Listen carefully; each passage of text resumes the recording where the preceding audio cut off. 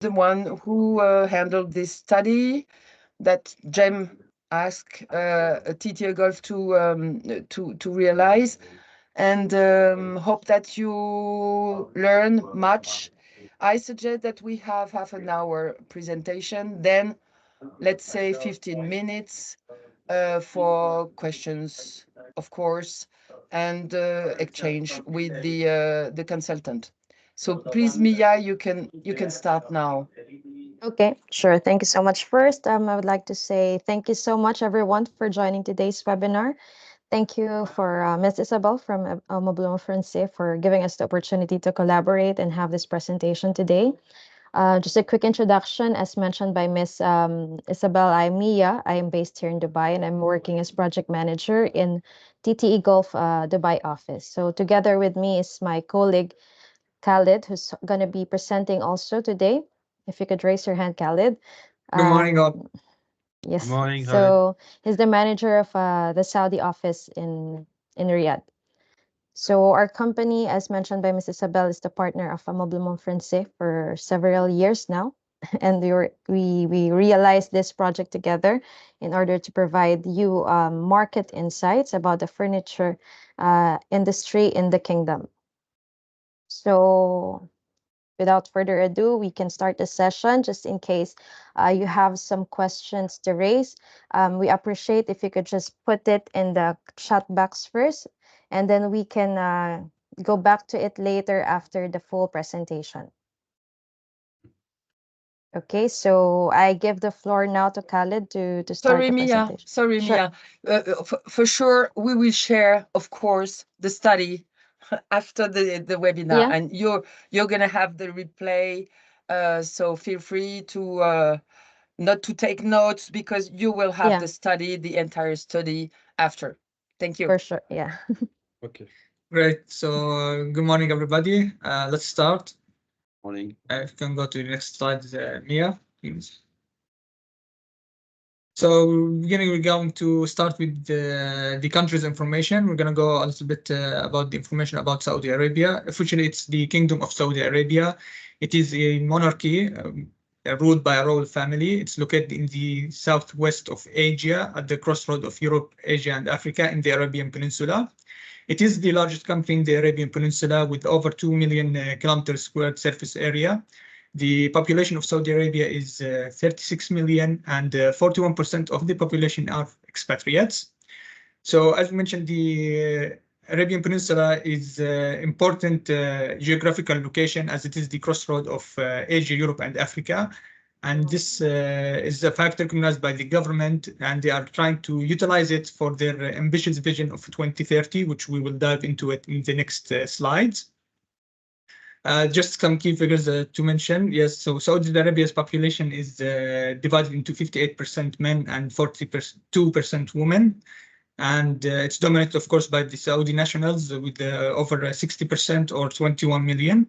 And the rest are expatriates or foreign international people living in Saudi Arabia.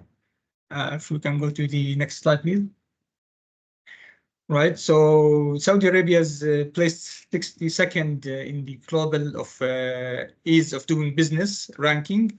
Each year, actually, they are increasing the ranking by having more and more initiatives to attract, international business into Saudi Arabia.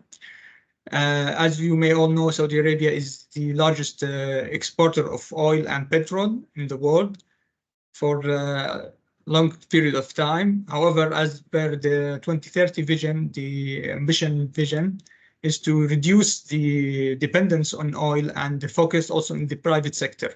So as of now, the private sector contributes to roughly to 44% of Saudi Arabia's GDP, and it's aimed to reach to make it reach over 65% by 2030. To dive more into the 2030 vision, can go to the next slide, please. So 2030 vision was announced in 2016. As mentioned, its aim is to achieve a diversification of the economy in addition to the social.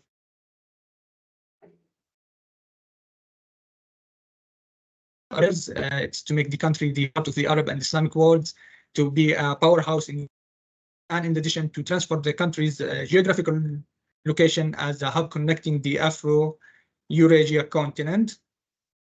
The sectors covered in this vision are a lot. They're mainly all in the private sector, going from the industrial to the manufacturing to entertainment and many more, and also healthcare and renewable energy. We can go to the next slide, please. So to mention the key figures of Saudi Arabia's economy, Saudi Arabia has over $2.2 trillion GDP, and it's increasing yearly with a growth rate of about 2%. Their import and export is also largely contributing to the GDP with 33% in export and over 24% in importation. Most of its exportation currently is the petrol and oil, as we mentioned. In addition, we'd like to mention that $65 billion is the revenue or the market value of the real estate in Saudi Arabia, and it's currently increasing to reach, hopefully by 2028, to 95 billion. In regards to furniture, the furniture market revenue is currently at almost $8 billion and expected to keep growing to reach hopefully 10.5 billion in 2028. Can we go to the next? Yes, thank you. So to break down the total expenses of the Saudi household, it's mostly it's contributed to personal goods and services. This is how the household spends their money, in addition to the housing, utilities, bills, and food and beverage. For furniture, it's almost around 7% the expenses. Can we go to the next slide? As for the growth rate of the consumer spending, at the recent year it dipped and now it's recovering. As you can see, in 2022, it recorded a 4.82% growth. And if we can go to the next slide, I believe currently it's around the 7%, yes. So in 2023, the consumer spending reached 7% increase. In addition to the point of sales transaction, they are growing to nearly 10%, which is more than half compared to 2022. We'd like to highlight that the cash withdrawals continue to decline with people focusing more in the internet, in the digital world and digital services and interactions. Also, we'd like to mention that sectors like the electronics, construction materials, furniture are in notable decline. In addition to, yes, I'm sorry, and the transportation and restaurants and hotels are actually increasing, mainly also entertainment sectors. Can go to the next slide, please. So as we mentioned, Saudi Arabia is the largest petroleum exporter, and they are aiming to diversify their economy by reducing the dependency on that. Mainly, their three top partners in trade are China, USA, and United Arab Emirates. And the most exported goods is their oil. To diversify, they are aiming to invest into the private sector. That's why they created the Public Investment Fund, the Saudi Investment Fund, which is deploying capital directly into the private sectors. It intends to invest almost $40 billion every year in the local economy. And this is also an aims to reach the 2030 ambition vision dream. Part of that is also the promotion of the Saudi-made products. Saudi Arabia is promoting its own manufacturing of products in different sectors. And they are trying also to help make it exported to outside the country to become the trade center in utilizing their geographical location. If we can go to the next slide, please. So we're going to also discuss the investment climate. Also, in addition to the Public Investment Fund helping the local market, Saudi Arabia is also seeking to attract $3 trillion in foreign investments. And this is by doing some kinds of initiatives and incentives to attract local investors into the country, which we will be discussing on a later stage later on. If we can go to the next slide, please.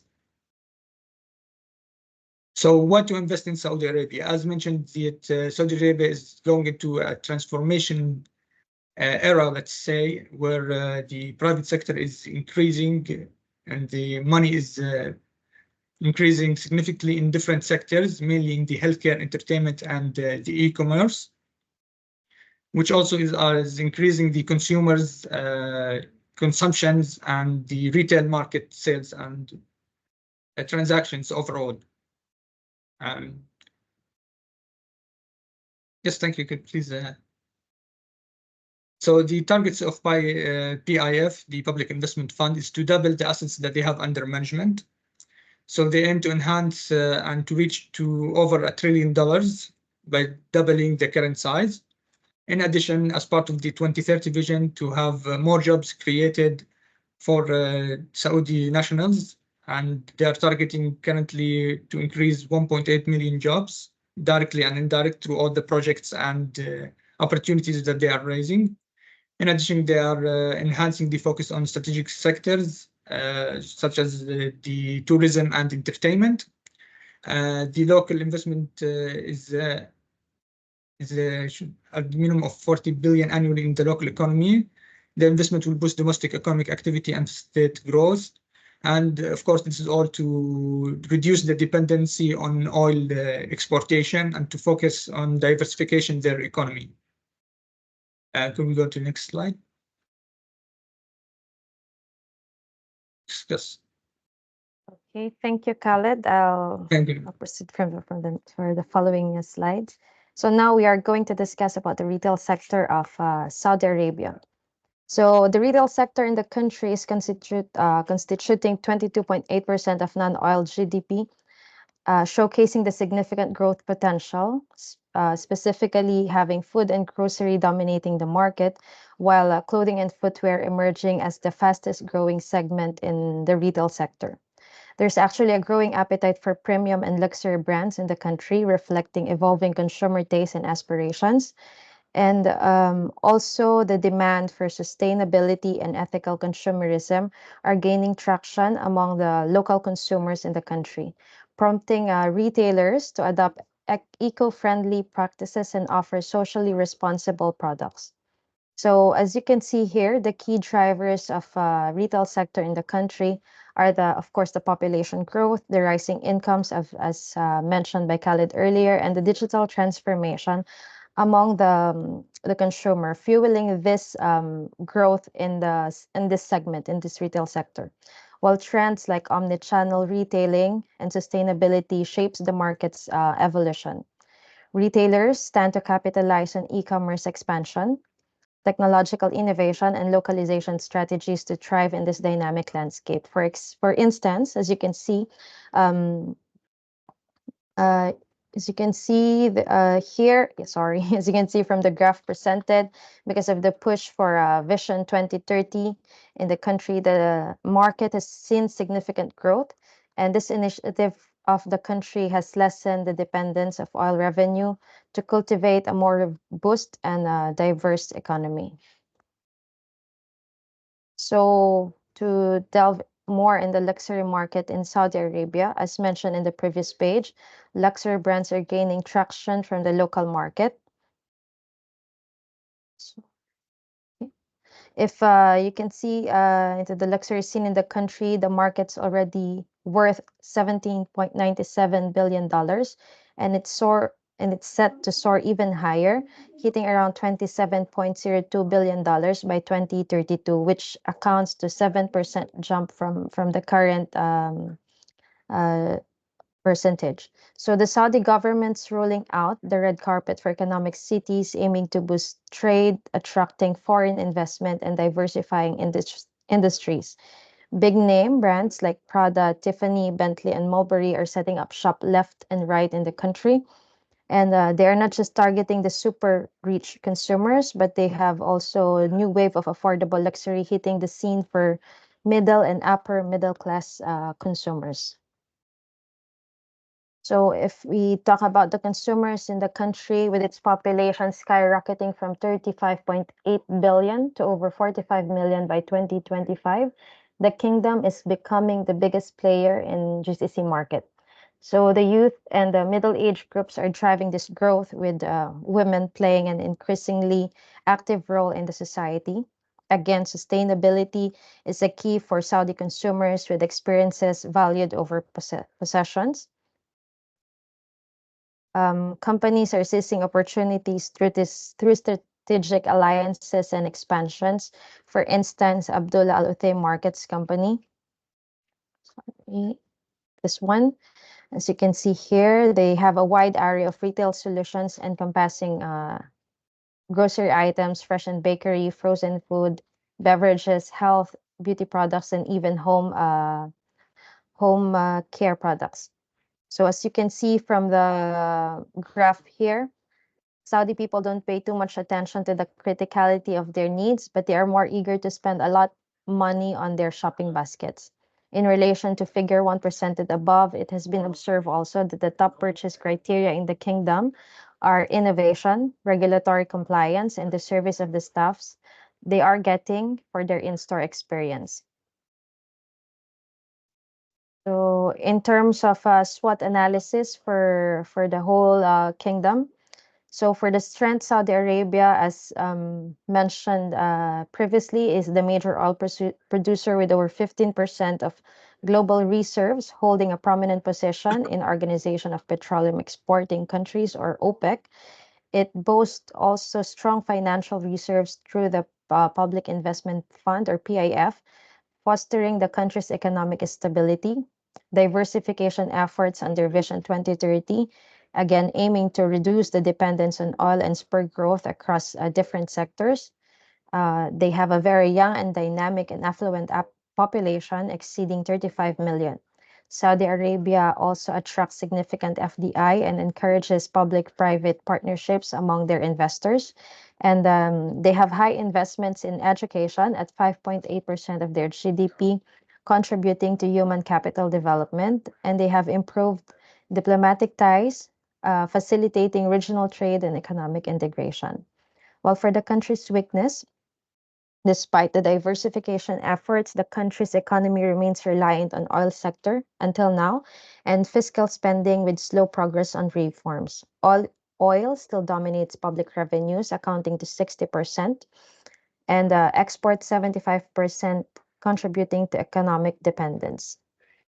While for the opportunities given by the country, Saudi Arabia's economy is propelled by rapid population growth, increasing female workforce participation, expanding tourism and the entertainment sectors, leading innovation projects, investment growth, and a growing middle class driving diversification efforts. While for the threats in the country, in the face of high competition, businesses must still adapt to changing consumer preferences and trends while addressing sustainability and environmental concerns. So the next slides will be presented by my colleague again, Khalid. Yes, thank you, Mia. So to dive into the furniture industry in Saudi Arabia, we can go to the next slide. Yes, so to highlight, Saudi Arabia has three main production hubs for furniture, mainly in the capital city, Riyadh, in addition to Jeddah and Dammam. The Saudi Arabian furniture, as mentioned, is valued at around $8.3 billion as of 2023, and is expected to reach over 10 billion by 2028, promoting a steady growth of 4.7 throughout the years.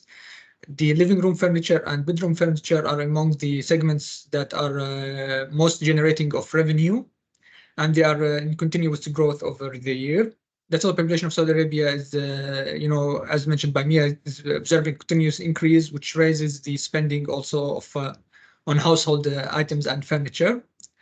In addition to the economy recovering from the impact of the pandemic and the increase of urban population in the country, and this is all raising the commercial space as well the luxury and the premium furniture market overall. The local manufacturers are promoted and diversified by the Ministry of Commerce and Industry. As you can see that over 98 furniture factories are being licensed in Saudi Arabia, and they are increasing as they are trying to promote the made in Saudi products.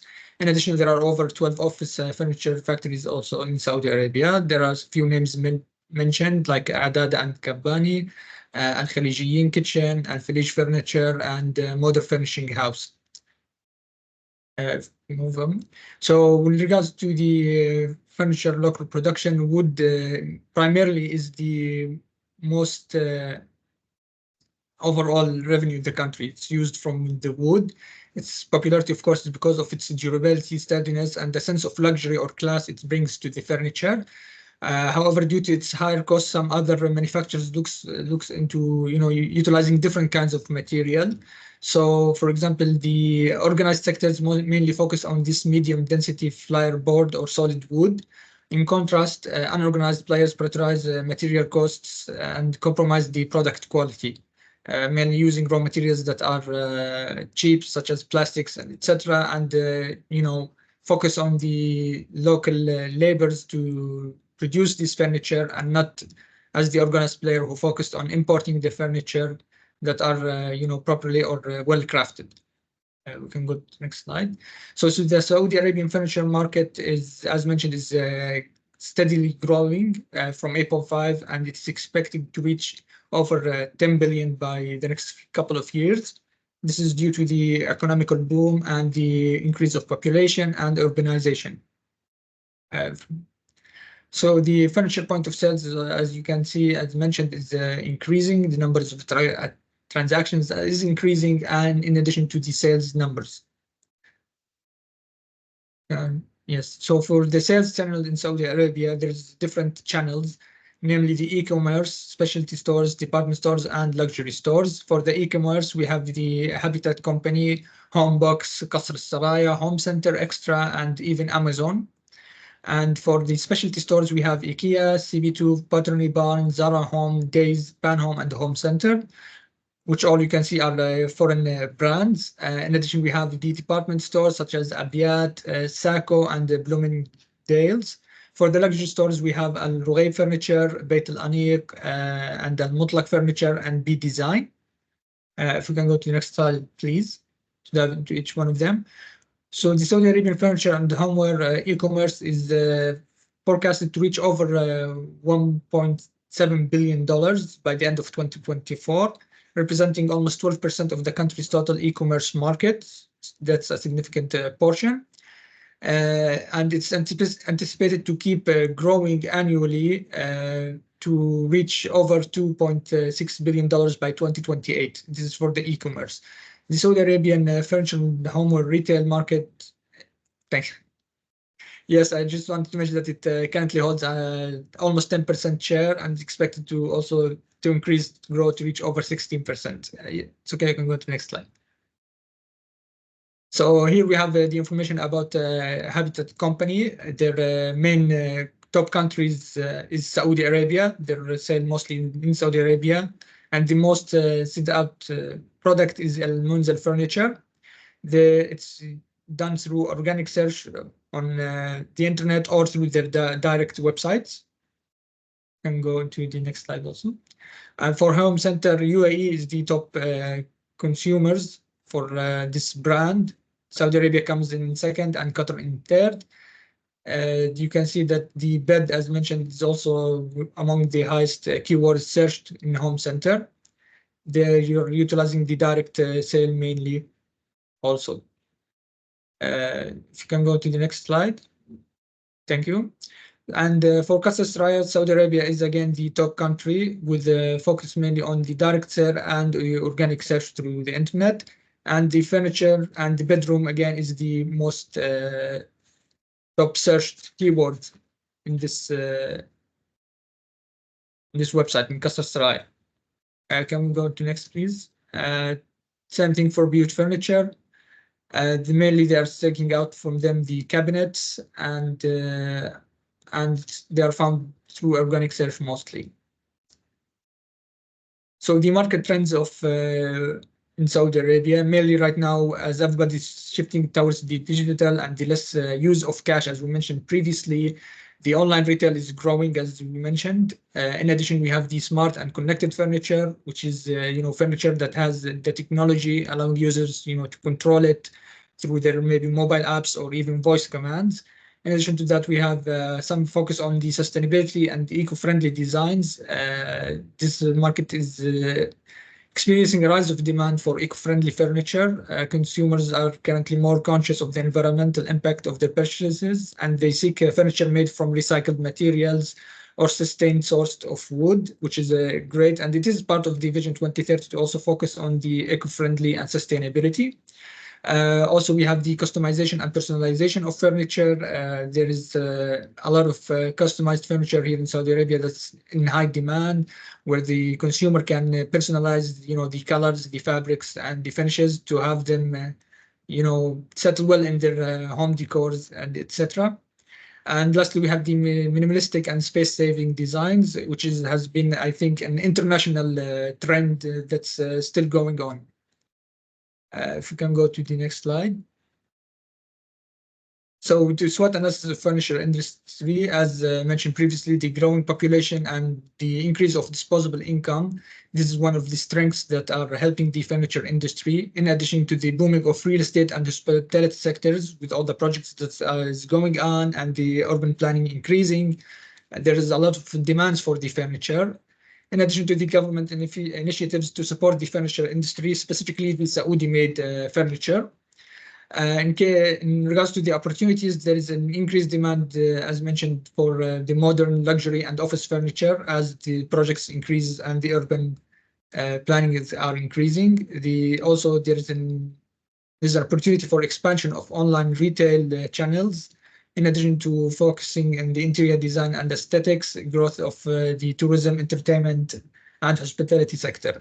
In regards to the weaknesses, the weakness in the market is that they depend mainly on importing the furniture products, in addition to the fluctuating raw material prices and the intense competition in the market. And there's a little bit of limited design customization options. This is why the customized furniture is always seeked out and is trending. For the threats, the economical stability, as we mentioned, the change in consumer preferences and trends that change with the media outlets and all of that, sustainability and environmental concerns, and the supply chain disruptions that sometimes may happen due to the, current states of the world. If we can go to the next slide, please. Major success reason. As of now, Saudi Arabia is in the booming period as it's trying to reach its vision of 2030. And as mentioned, there's a rapid urbanization and real estate development, also hotels, etc. And the investor schemes that are being set on and the benefits and the incentives that the governments are placing that we'll be discussing hopefully in the later stage. There's also the promotion of the made in Saudi products, and there's the growth in the middle class and economical comfort. So the key assets in sector development is the investment in local manufacturing, as we mentioned. The government has been actively promoting and supporting the local furniture manufacturing. Several incentives and initiatives have been introduced, and they are all trying to help to raise the local manufacturing as part of the 2030 vision. Also, as mentioned, the expansion of retail sales and the use of integration of technology and the collaboration with the designers, mainly luxury designers. We will go into details in the next slides of this, hopefully. So the Saudi Arabia residential real estate market is expected to grow. As mentioned, it is over 60 billion currently and expected to reach even higher. Mainly Riyadh city is the mostly dense city in Saudi Arabia. And the authorities are targeting to have more housing increased and to expand actually the city of Riyadh. In the last decade, Saudi Arabia has achieved significant progress in reforming its housing industry. It's expected to accomplish a goal of 70% house ownership for nationals. So this is why they are expanding the city and having new neighborhoods being built around the Riyadh city. So one of the major projects currently and the residential projects that we have, like the Al Murabba, the Mukaab, if you haven't seen it, it's a new iconic landmark, and it will be a huge cubicle tower that will be around 2 million square meters of floor space, and with premium hospitality and retail, culture, and tourist attractions, in addition to, of course, to the hotels. Of course, there is NEOM with its many projects. One of them is the Jeddah Trojena. The General Hotel Management has signed a strategic agreement with NEOM Hotel to manage the Jeddah Trojena, which will become an iconic residential village in one of Trojena's 6 distinctive clusters. They have the Gateway, Discovery Valley. In addition, we'd like to mention the Daihat Al Fursan, which is the one I mentioned of increasing the Riyadh city by promoting or by utilizing these spaces to issue new neighborhoods.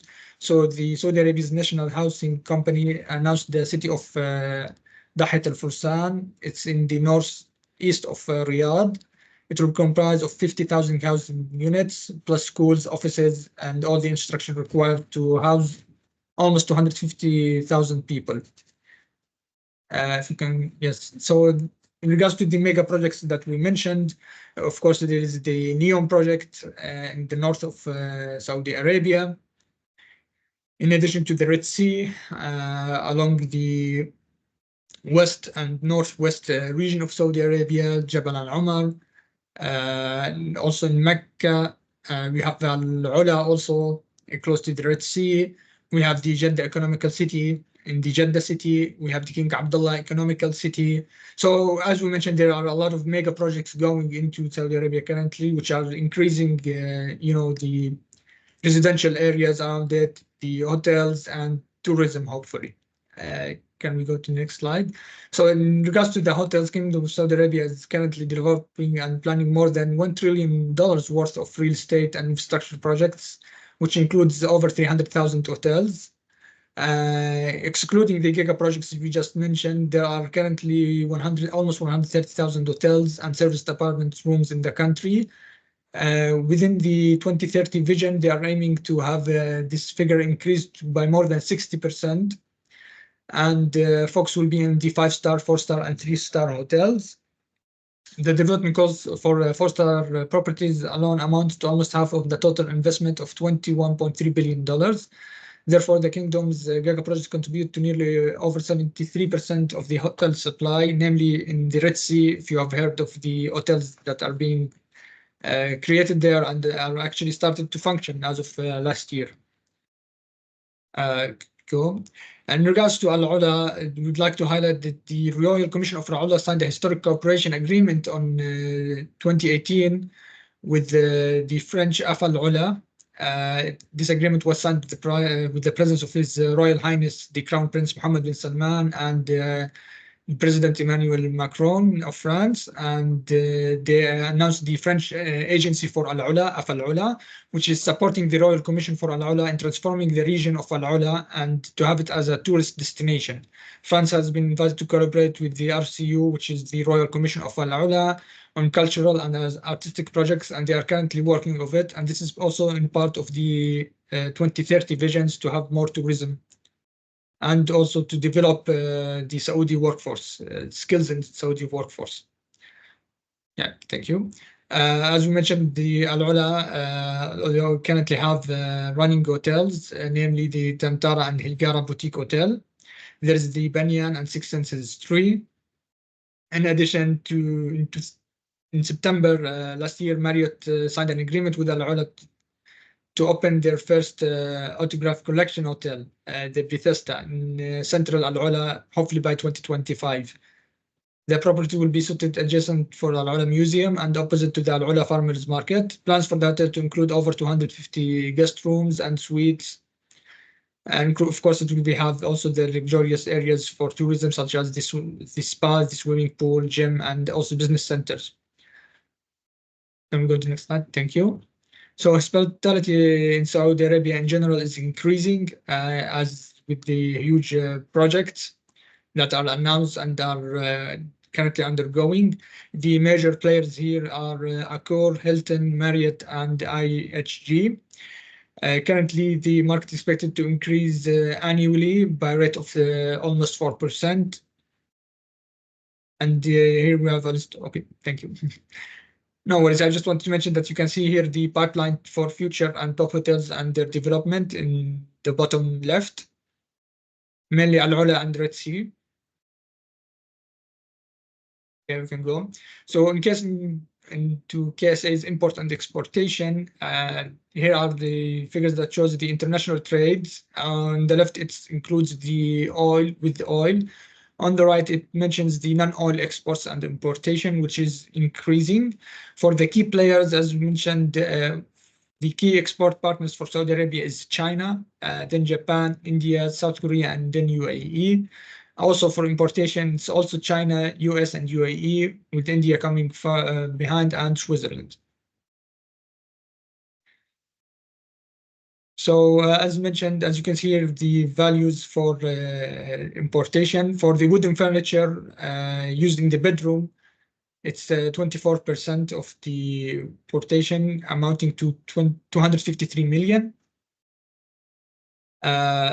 In addition, there is the metal furniture at 22%, $236 million, and wooden furniture at 16.7% and $174 million US dollars.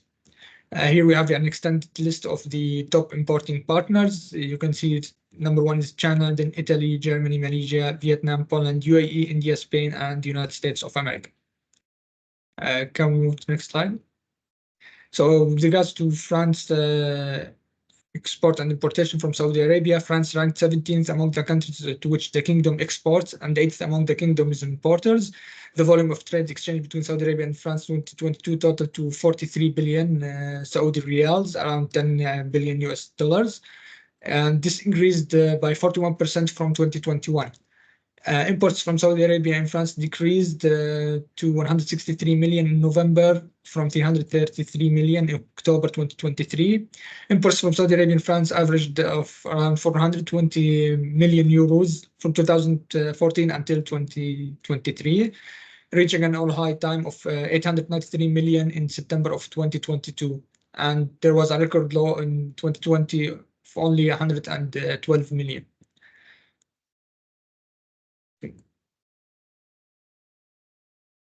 Thank you, Khaled. So now we're just gonna go quickly about the furniture exhibitions. In relation to the industry, we have two that I can share with you: Index Saudi Arabia and Saudi or Hotel and Hospitality Expo. So the two of these exhibitions are happening at the same time at the same venue. That will be from September 17 to 19, 2024. So in the following slides, you will be able to see some luxury showrooms, some photos, and some sample products of luxury showrooms in Saudi Arabia. The first one is called Dar Al Arkan or Elisa Ben Maison. So their products are from Italy and they cater furniture and home accessories. You will see some pictures of their showroom. Sorry, and the next one would be Al Mukmal Furniture. They have several brands from different parts of the world, such as CG, Minotti, Angelo Capellini, and etc.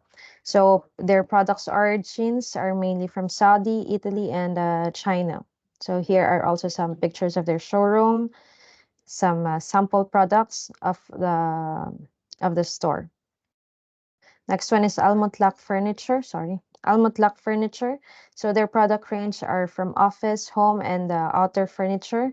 Their products are mainly imported from some GCC countries: Italy, France, Indonesia, and China.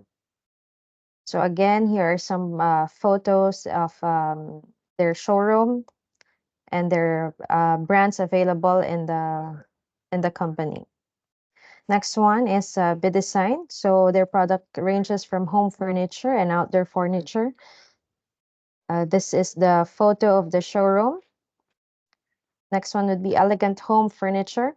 So Elegant Home Furniture, some of the brands that they have are Casa Milano, Norwalk, Bernhard, Alder, and Tweed, and many more. So here are also some pictures of the showroom of Elegant Home Furniture. So these are the brands that I've mentioned earlier. Next one will be Al Regib Furniture. Most of their products are imported from USA, Germany, Italy, and China. So again, here are some photos of their showroom and the names of the brands that are available in the company. So here are some samples of their products. Next one are some known European furniture brands in the kingdom. So you will see here some very familiar names like Gautier, we have Roche Bobois, Beau Concept, and Manahil Deco. Here are some pictures of Beau Concept, Gautier. Okay, and now we are going to some furniture distributors in the kingdom. So in Saudi Arabia, the majority of furniture companies operates as distributors, sourcing furniture in bulk from manufacturers and then sell them to retailers to diversify their selection.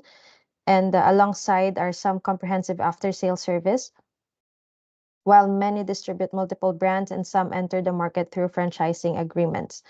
So some franchising companies are Al Shaya Group Franchising, who holds the franchising rights for Pottery Barn, West Elm, Williams Sonoma, and also we have Landmark Arabia, who are in partnership with Saudi Trade and Retail Company.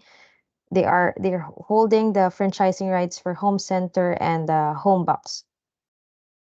So the following slides will show you some furniture distributors in the country. One is called Lazado. They're established by Saudi Furniture Company in 2014. So their products are mainly from Italy, France, Portugal, and USA. Next one would be Integral Hotel Supplies Company. So the company have started last 2010, and they have covered a wide range of hospitality needs and providing practical solutions for hotels, restaurants, hospitals, gyms, and many more. Mostly their products are originated from Italy, UAE, and China. And as you can see from the screen, the available brands are Marvelous, Geneva, Clever, AFA, etc. And then here are some office furniture companies: Al Jadai, Al Makatib, TG's, Aflaq, and Office Hub. The following slide will show you again some pictures of their showroom. So here's the picture of Office Hub furniture showroom, Aflaq office furniture showroom. And then next, we're going to have some outdoor furniture companies. We have Elite Style, West Elm, and CB2. The companies that I've been showing you are only some of the companies available in the kingdom. This is not the full list of the companies available in the country. And then we have some interior design offices. We have La Vida Interior, Asas Decor, Byte Raffle Group, Echo Architecture, Cut Off, Design Harmony Architects. And then we have some urban furniture companies. So urban furniture providers in Saudi Arabia are mostly the companies that submit, tender, and bids for public projects.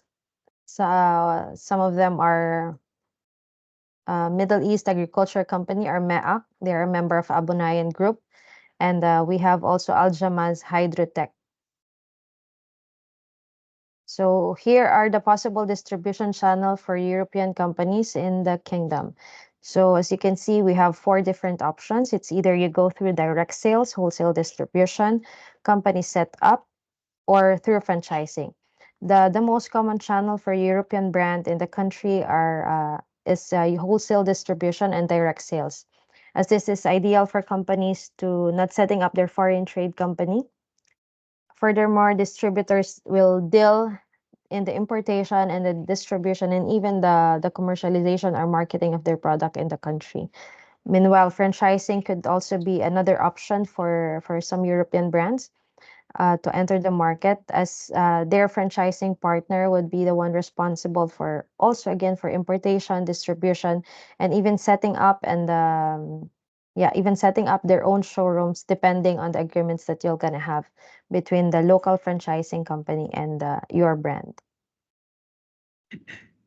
Then here are some samples of master franchisee in Saudi Arabia. So Al Ajlan International Company, they have the franchising rights for some well-known brands like Hugo Boss, Cerruti, Canali, as you can see here. And they are not only the franchisee for Saudi Arabia, but also they are all working and franchising for Lebanon and Egypt.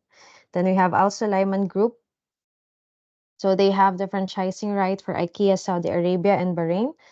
And then they have also several companies under their wing, like Flow Progressive Logistics, Salasa, Etheraf Real Estate Development, and Live Space, Cartlow. And we have Alphatane Group as well. So they have the franchising right for B&Q for Saudi Arabia. For I think they have opened already 2 stores in the kingdom. And then now we're going to talk about the social media marketing in Saudi Arabia. As you know, social media is gaining traction in the country. Hence, brands are using this platform to promote and market their products in the market. So as you can see, some statistics here about the social media usage, the web traffic, and the advertising audience profile divided as per gender and also by age of the user.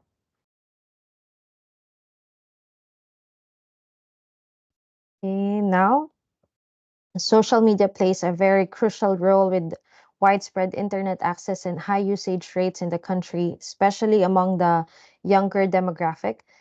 WhatsApp lead as the top platform, followed closely by Facebook, and they have been driving significant web traffic referrals. Of course, influencer marketing has been gaining traction as well, allowing brands to connect with consumers authentically through partnerships with influencers and content creators. The following slide will show you some samples of social media marketing in Saudi Arabia. As you can see, Gautier is having their regional social media accounts to promote their products and offers. Some company have hired the local influencers to promote their product. Some are all still using the conventional method and to promote their product, like for TV ads, to raise their brand awareness and highlight their accomplishments. Okay, so Khalid, if you can. Yes, thank you, Mia. So to go back into starting business in Saudi Arabia, so international business looking to expand their operations into Saudi Arabia's market, we need to, dive into a little bit of a legal framework, which will hopefully simplify in the next slides. So starting business in Saudi Arabia may come with its challenges, but we will be discussing also the incentives and how it's done. So the overview, it is essential to understand the regulatory environment and the laws in Saudi Arabia. As an international company, it's necessary to consider type of business structure to adopt in Saudi Arabia because there are several options, and each options have its own benefits and disadvantages. There are different approaches, including limited liability companies, LLCs, joint ventures, or foreign branch offices. Can we go to the next slide, please? Okay, for limited liability companies and LLC, it's the most common legal entities preferred by foreign investors to set up their company here in Saudi Arabia. It needs a minimum of 1 shareholder and not more than 50 shareholders. Limited liability company can engage in the business activities which are described under the approved commercial registration. And we can discuss this briefly now under it below. Yes, can you state? There is no limitation of the percentage of foreign ownership for an LLC, and it can be 100% foreign company. The minimum capital by Ministry of Investment that have placed for the activities for commercial is around 30 million riyals, which is around 8 million euros. Or if there is a Saudi partner that will own 25%, it will be less in around 20 million SAR or 5 million euros. Other than commercial, there is the service and property investment projects, which is also the capital requirement is 30 million. There is for transportation 500,000, and for other activities such as contracting, it's 500,000. Can we please go to the other options that we have? Another option would be the joint stock company. Saudi joint stock is the equivalent of public listed company because the JSC or joint stock companies are unlisted. Public JSC is listed on the Saudi Stock Exchange. The GSC can engage in the business activities which are described under the approved commercial registration, which will have to be picked upon registering your company. For a Saudi joint stock company set up, a minimum of 2 shareholders are required. There is no maximum number of shareholders, and there needs to be at least 3 directors and they can be non-locals.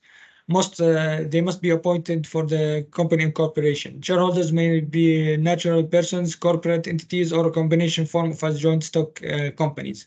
The minimum share capital is 500,000 SAR, or around 120,000 euros. Yes, you can go to the next. The next option, which might appear as the easiest, is forming a branch of a foreign company. A foreign company can set up and operate a foreign-owned Saudi branch office. This entity type is also preferred by foreign entities trying to enter the Saudi market. Upon registration, the branch business activities must be match the parent company. So if you have the parent company at the home country as a service provider, it should be the same in Saudi Arabia when establishing a branch office. The minimum capital for it is 100,000, and the shareholder could be the parent company or an employee listed. I can go to now with regards to the government's effort to attract foreign investors. There is the regional headquarters set up, or the RHQ. RHQ is its aim is to have the companies register their main headquarters in Saudi Arabia, and they provide incentives to do that, such as 30 years tax break, in addition to Saudization break. Saudization is the requirement for all companies in Saudi Arabia to have a minimum number of Saudi employees in their company, and this depends usually on their activity. So, for example, for retail, they need to maintain, for example, 30% of Saudization. If you have an RHQ, there will be no Saudization quota required for 10 years. There will be no limits on work visas, and there will be waiver for the MISA fees to be paid after first year, which is usually around 60,000 SAR. They can participate directly in tendering and bidding. So currently, any foreign company in Saudi Arabia, this was passed in 2024, any company that doesn't have a regional headquarters, they cannot tender or bid into public sector projects anymore. So to be able to do that, you need a regional headquarters established in the country. We can go to the next slide, please. So the requirements is to have an RHQ set up in Saudi Arabia. The company must have at least 2 subsidiaries or branches of a multinational group in 2 different countries besides Saudi Arabia and their parent or their home country. The RHQ must have a separate legal personality and operate as a registered foreign company in the Kingdom of Saudi Arabia. The RHQ must have a presence of a physical office and act as a central administrative authority over the region without conducting any commercial operations. They start the operation within 6 months, the date of issuance of the license, and to establish 3 optional license activities. So to establish the RHQ, you need to go big, as they say. You need to establish your company and have it operating within this first 6 months, in addition to issue another 3 licenses activities for different activities after that period. The RHQ employees must be registered, have the relevant skills and knowledge. They need to register at least 3 employees as executive directors and vice president level. The RHQ must employ at least 15 full-time employees to conduct the RHQ activities within the first year of issuing the license. Now to go into the import and exportation laws, for importation, there is the Salim Product Safety Program, which was announced in 2019. Through the platform called SABR, an electronic conformity assessment program, which is mandatory for all products being imported into the country to register under it. It is, it enables the issuance of the shipment certificate of conformity and enables the importation of the product into Saudi Arabia. This comes in as STASO certificate, or the Saudi Standards Metrology and Quality Organization, that controls the quality of goods imported into Saudi Arabia. And other certifications such as FSC, Green Guard, and UL may also be necessary depending on the product and the HS code of the product itself. Such certification involves registration with the SABR and obtaining the certificate, providing documentation, paying fees, and you need also the invoices to submit them also. In addition to that, we'd like to highlight that there is custom tariffs to import products from outside.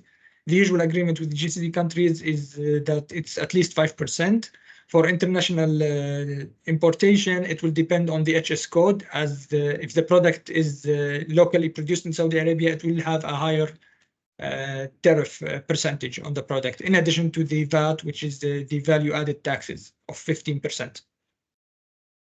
We can go to the next slide. For the export law, it's a little bit similar. For any product to be exported outside of Saudi Arabia, it needs to register in the Salim and Saber portal and to have the SASU certificate to be able to be exported outside of KSA, in addition to having all the documents required. Yes, thank you. There, of course, have to be an inspection, and then it can be loaded. That's all. Okay, thank you. Yeah, that's pretty much it. So I'm really sorry we have to prolong a little bit the presentation. No problem. No problem. Thank you for this comprehensive presentation. We have lots of information in the hand now, so we need to take our time. Are some of them willing to ask some questions, come back to a certain point, or underline something? Or the floor is yours. Don't be shy. No? Anyone wants more explanation? Hamed, maybe? I see you thinking about asking something. Open your microphone. Open your microphone. Thank you. Sorry. So just thinking about and wondering regarding, actually I'm export manager of a big group here, furniture manufacturer based I mean in France, and we are manufacturing with MDF, what we call MDF potentially. So it's like, what are the opportunities that I have in Saudi Arabian market? I mean, I used for a few years ago to work with Homebox, for example. Okay. Can I, for example, contact you directly to give me more, let's say, information about how to go in the Saudi Arabian market? You mean to contact us directly? Yes. Yeah, for sure, for sure. We'll be more than happy to support you.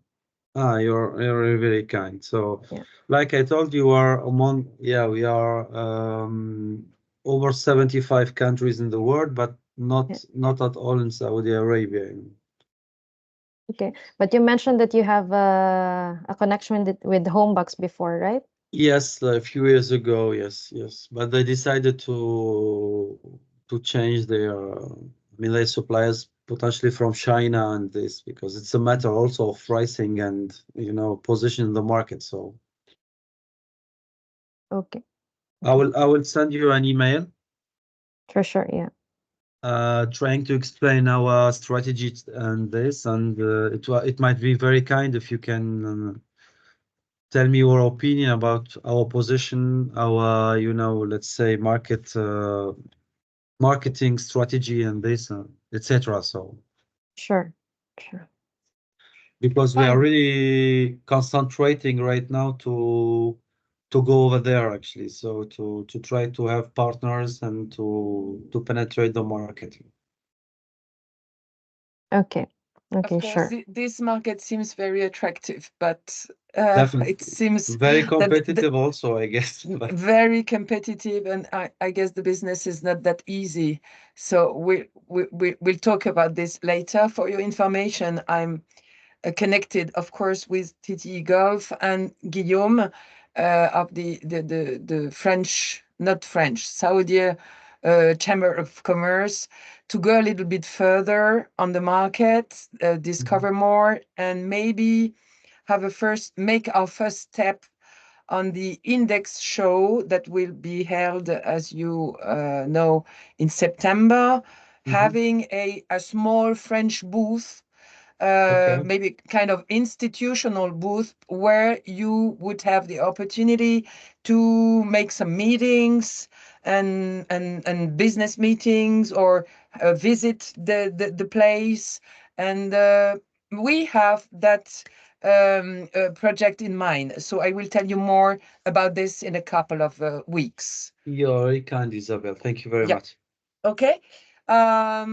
Is Thank you, anyone Khalid. else, Thank you, Mia, to... for this presentation. I have really to leave because I have customers are waiting for me. Yeah. I will Everyone has send to you rush emails. now. Thank you very much and hope to see you very soon. Thank you, Ahmed. Bye-bye. Thank you. So we are a little bit late, but it's a great country, so we need to give some more time to this country. Is there anyone else who wish to ask something more? Of course, you will read the study, and maybe reading the study, you will have more questions or ask something through me and through Mia. We'll share, of course, the email address of the team over there, Khaled and Mia.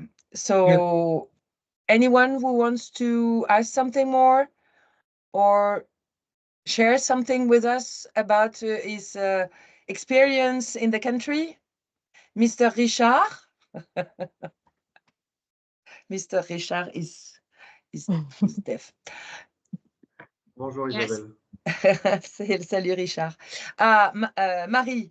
Yes, question. So we're Marie listening to Chapelain you. from Orion. I would like to know, what do you think about outdoor furniture in Saudi Arabia trend? What do you think? Do you think it's possible to have a growth in outdoor furniture? In what? I'm sorry? The outdoor furniture trend.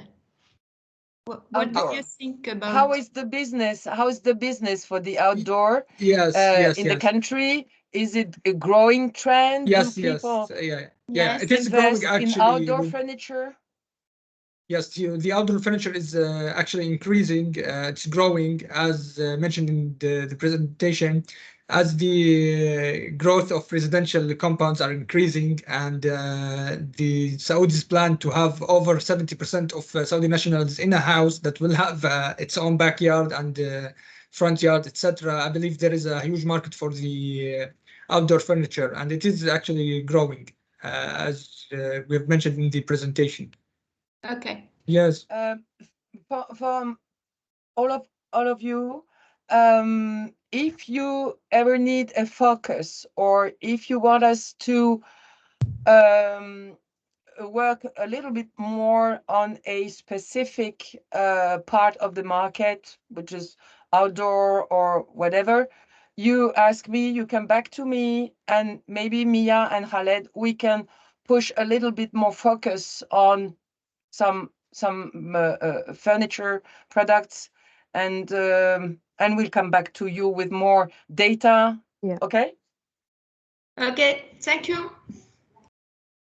Okay, anyone who wish to share something more before we end the webinar? No? In fact, I'm in a cabin and I'm getting warmer and warmer. It's terrible. So I stopped joking. Thank you. So thank you so much, everyone, for your patience, your attention. Thank you, TTE, Mia, and Khaled, for the great job. And we shared the study with you. Thank you, Guillaume, for being with us this morning. And I know that we have a lot more to share together. So we stay connected, and hope that you enjoy, and please don't fail to ask me for more, and I give you some more information about the market and about the projects that we have collectively, of course, as usual, that we have on this market, maybe this year and for sure with next year. Okay, thank you and have a great day, all of us. Thank you so much. And talk to you very soon. Bye-bye. Okay, bye-bye. Thank you. Have a great day, Bye. everyone. Thank you.